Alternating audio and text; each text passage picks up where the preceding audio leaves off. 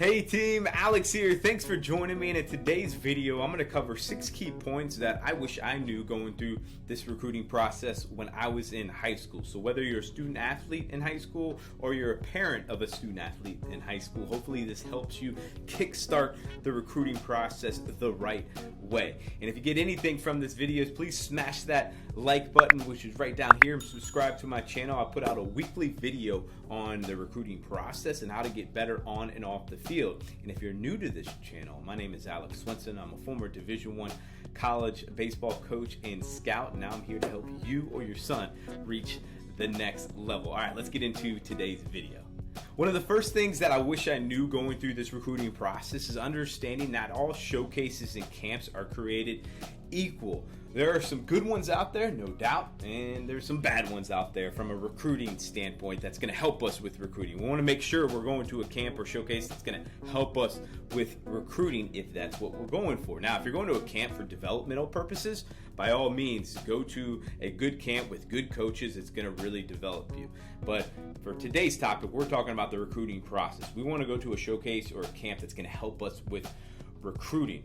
Now, one thing that I see with showcases or a camp is that you want to avoid is the ones that are like half days, meaning you're just showing up, and if, say, for example, if you're a middle infielder, you take 5 ground balls, you throw 5 balls across the diamond, you take 10 swings at the showcase style workout, and then you run a 60, and that's pretty much it. That does not paint a good picture of who you are as a ball player.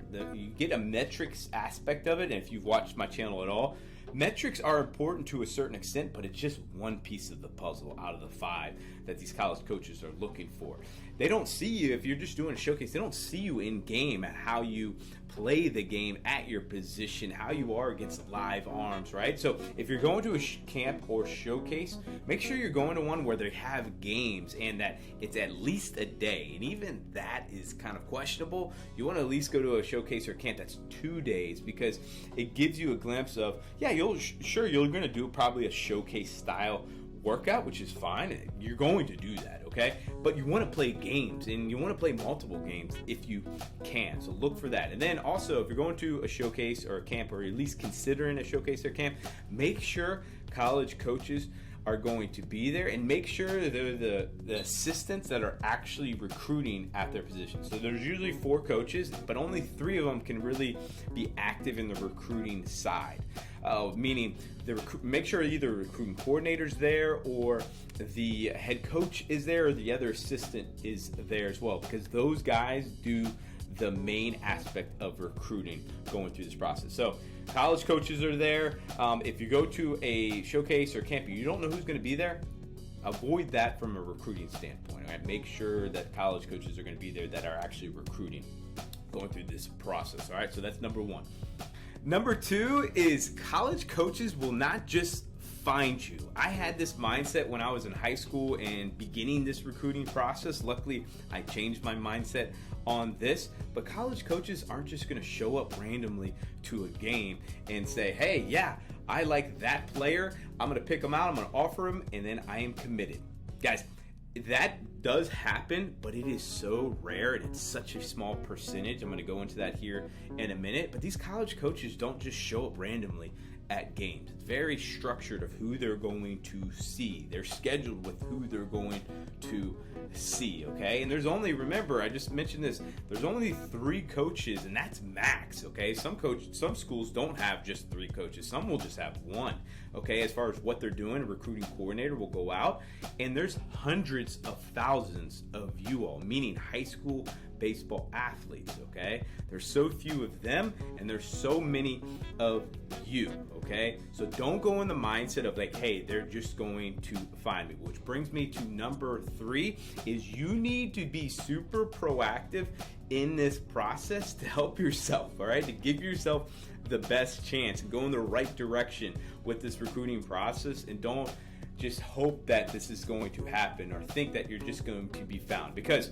as I mentioned, it does happen, but it happens for like the 2%, Okay, those are the elite athletes that are just God gifted, that are just super mature at an early age, freshman year, going into sophomore year, and they're committed. Okay, that is such a small percentage. But if you are an athlete like I was, or you are, and I was a pretty good athlete. I was above average, good athlete, but I wasn't elite by any means. All right, I didn't really stand out, but I was good. I was a good ball player. You put me in a game, I was a good ball player, and I just needed to navigate and go through this recruiting process the right way to give myself the best chance.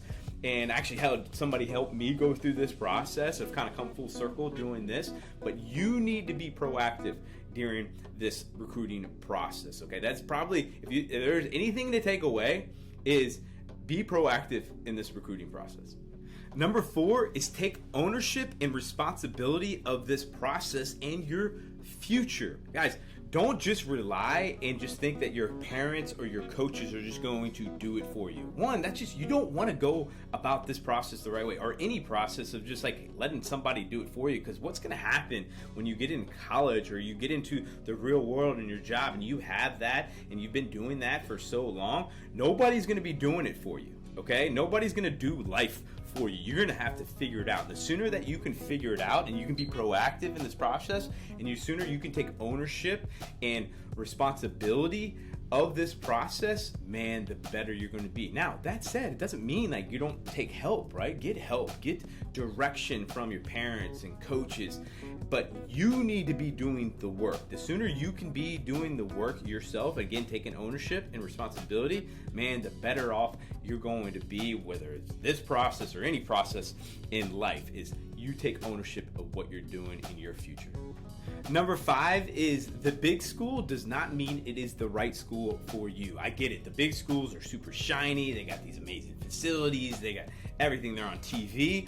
But it doesn't mean it's the right school for you. And what I'm trying to say is broaden your school search, okay? Get to know other schools rather than just the Vanderbilts and the University of Texas, the UCLA, the University of Florida, all right? Obviously, they are great programs, but those are so competitive. They recruit so early. They pretty much recruit freshmen, okay, in high school, okay? So if you're a junior, it's likely that you're not going to go to one of those big-time schools, okay?